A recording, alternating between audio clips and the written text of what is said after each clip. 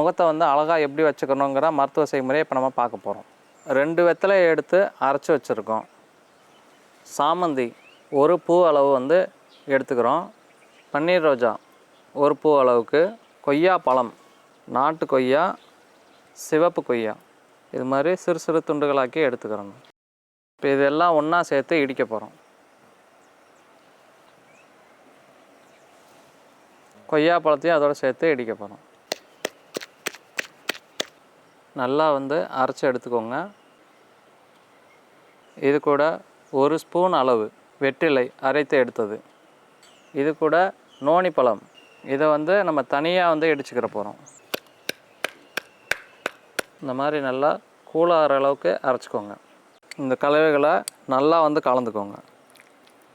முகம் அழகு பெற அதற்கான மருத்துவ வந்து செஞ்சு வச்சுருக்கோம். இதை எப்படி போடணுன்ற விவரத்தை அப்பா சொல்லுவாங்க.